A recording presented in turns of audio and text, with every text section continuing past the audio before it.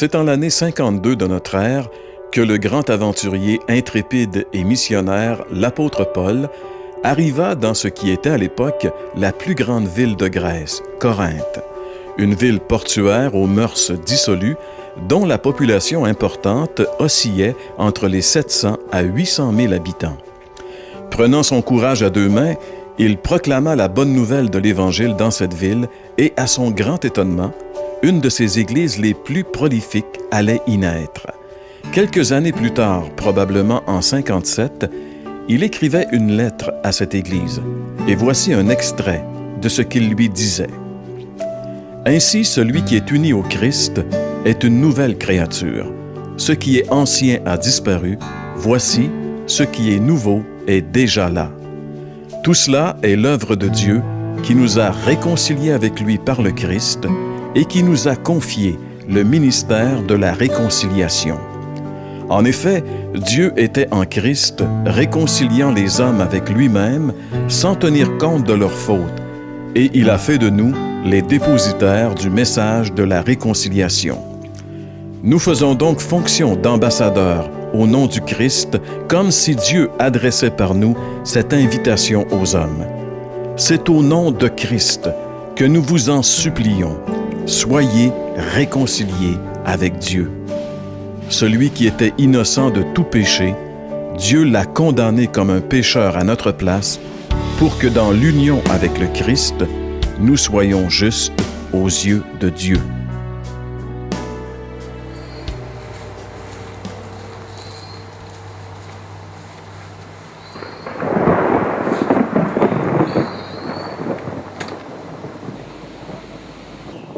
Il est probablement impossible de lire la Bible sans venir assez rapidement à la conclusion que l'homme a un sérieux problème avec Dieu.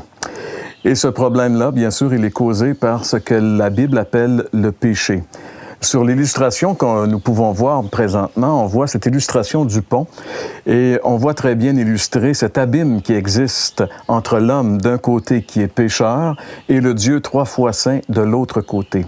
Cette illustration nous aide à comprendre qu'entre l'être humain et Dieu, il existe un abîme. Le péché a vraiment rompu toute espèce de communication entre l'homme et Dieu. Et dès lors se pose un problème majeur, probablement un des problèmes les plus importants. Comment est-ce possible de rétablir la communication avec Dieu? Et c'est là, malheureusement, qu'au lieu d'avoir une solution facile, l'être humain a occasionné beaucoup plus de problèmes que d'autres choses. Comme on peut le voir, encore une fois, sur l'illustration qui apparaît à l'écran, l'homme a essayé de construire son propre pont pour essayer d'entrer en communication avec Dieu. Et la première des choses que l'homme essaie de faire pour construire une relation avec Dieu, c'est ce qu'on appelle la religion, finalement. Et la religion, on a quelques problèmes avec la religion parce qu'il y en a tellement. Si on veut prendre le chemin de la religion, il faut essayer de découvrir quelle est la bonne. Est-ce que c'est le christianisme? Est-ce que c'est l'islamisme qui, de plus en plus, devient populaire dans le monde entier? Est-ce que c'est l'hindouisme?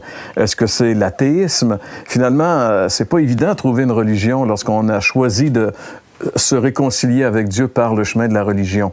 Et la deuxième question qu'on peut se poser avec la religion comme moyen possible de rétablir la communication avec Dieu, c'est est-ce que ça marche? Parce qu'en réalité, si on prend les religions, si on regarde le phénomène des religions, dans chacune des religions, il y a des gens qui font toutes sortes de choses, mais jamais personne n'a vraiment une assurance de son éternité à travers la religion.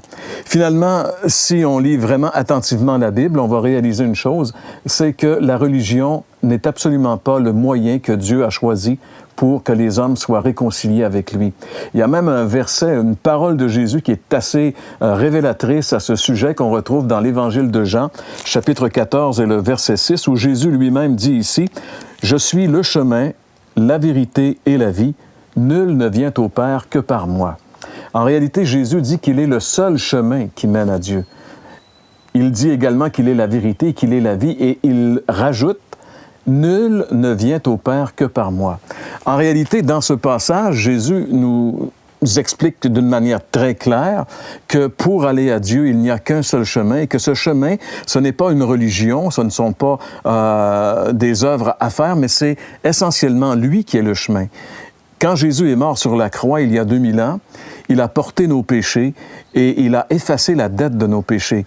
De cette façon-là, il a établi il a comme rétabli, si vous voulez, la communication entre l'homme pécheur et Dieu, communication qui avait été brisée par le péché.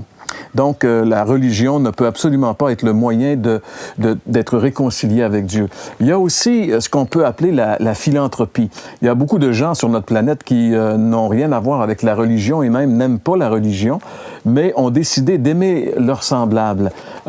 C'est ce qu'on appelle les philanthropes qui font des bonnes œuvres. L'humanitaire, l'humanisme, aider son semblable. C'est très bon en soi, parce que la Bible dit que même Jésus, un jour, a dit aux chrétiens d'aimer leurs prochains comme eux-mêmes. Donc, d'aimer les autres et de faire du bien aux autres en soi, c'est très bien. Sauf que c'est pas le moyen que Dieu a choisi pour rétablir la communication avec Dieu.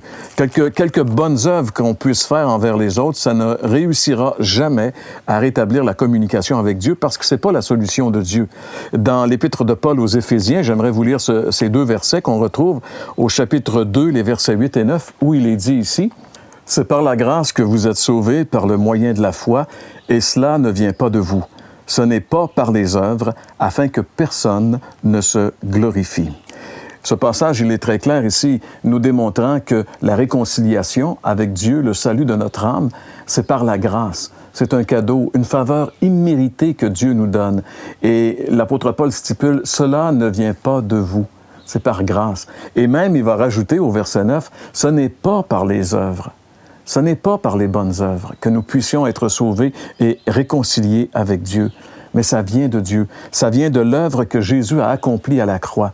Et c'est un peu ce que l'apôtre Paul nous révèle. En fait, c'est pas juste un peu, c'est vraiment ce que l'apôtre Paul nous révèle dans ce verset de 2 Corinthiens, chapitre 5, verset 19, où il dit « Car Dieu était en Christ, réconciliant le monde avec lui-même, en n'imputant point aux hommes leurs offenses. » Quelle vérité ici qui nous est révélée?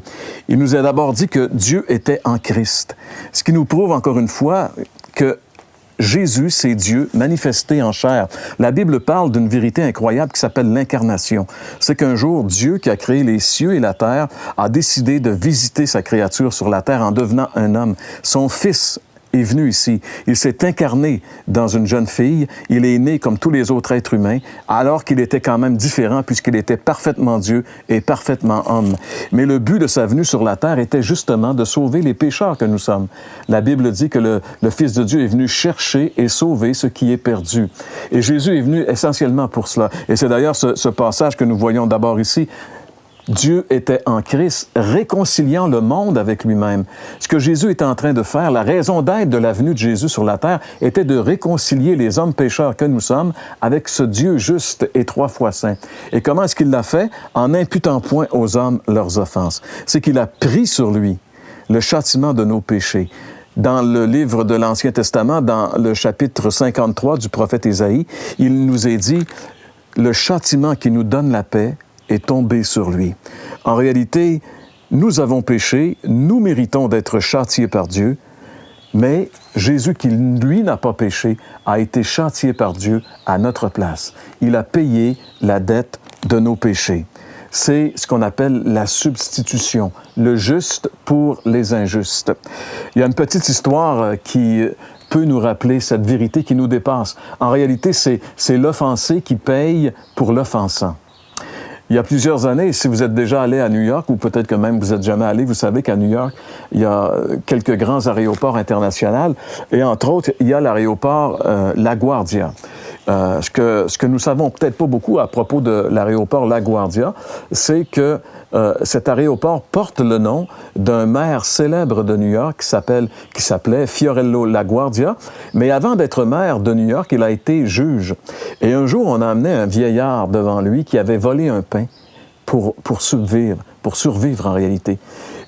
Cet homme-là n'avait pas d'argent, il était affamé, il y avait plusieurs jours qu'il n'avait pas mangé, et finalement, il a volé un pain pour survivre, et on l'a arrêté.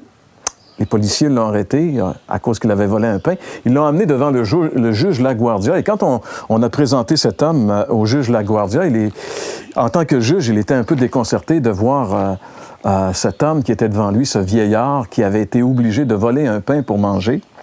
Mais il devait faire son rôle de juge, et son rôle de juge obligeait cet homme à payer une amende qui était une amende de 10 $, ou sinon, cet homme devait aller payer sa peine en prison. Alors le juge le condamne donc à une amende de 10 $ pour le vol du pain. Et là, il s'est passé quelque chose de bien spécial. Alors que le juge condamne cet homme, le juge se lève, enlève sa toge de juge, descend, va retrouver l'homme qu'il vient de condamner à une amende de 10 $, lui met la main sur l'épaule et lui dit, « Vous savez, en tant que juge, je me dois de vous condamner à cette amende, c'est la loi. Mais en tant qu'ami, rien ne m'empêche de payer ce 10 $ pour vous. » Et alors, il a payé l'amende de cet homme. Et ce que le juge LaGuardia a fait ce jour-là, c'est exactement ce que Dieu a fait pour nous à travers son Fils. Nous sommes coupables, c'est nous qui devons payer pour nos péchés, mais Dieu a fait payer son Fils innocent à notre place. Le juge est celui qui a payé en réalité notre caution. C'est ce que Jésus a fait pour nous. C'est ça la réconciliation. Dieu était en Christ, réconciliant le monde avec lui-même, en n'imputant point aux hommes leurs offenses. Devant une telle manifestation d'amour, de compassion et de miséricorde, quelle est la réaction que nous devrions avoir? Bien, je pense que la seule chose à faire devant un tel acte, c'est de l'accepter, d'accepter la réconciliation de Dieu, d'accepter que ce que Dieu a fait pour nous, c'était la seule façon pour nous d'être réconciliés avec lui. Et si vous voulez être réconcilié avec Dieu, c'est très simple. Vous devez d'abord reconnaître que vous êtes pécheur. Vous avez péché. La Bible dit tous ont péché et sont privés de la présence glorieuse de Dieu. Deuxièmement, la Bible dit que Dieu nous aime. Dieu a tant aimé le monde qu'il a donné son Fils unique afin que quiconque croit en lui ne périsse pas, mais qu'il ait la vie éternelle. Et finalement, nous devons le recevoir comme Sauveur et Seigneur. Dans l'Apocalypse, chapitre 3, le verset 20, il est dit « Je suis à la porte et je frappe. Si quelqu'un entend ma voix et ouvre la porte, j'entrerai chez lui et je souperai avec lui, dit Jésus. » Avez-vous entendu le Seigneur frapper à la porte de votre cœur aujourd'hui, à travers cette émission, à travers la parole de Dieu? Ouvrez-lui votre cœur maintenant. Dites-lui simplement « Seigneur, entre, fais ta demeure en moi, je te donne ma vie. Fais de moi celui que tu veux que je sois enfin. » Et si vous êtes sincère en faisant cette prière, le Christ va venir en vous. Il va complètement transformer votre vie et enfin, vous serez réconciliés avec Dieu.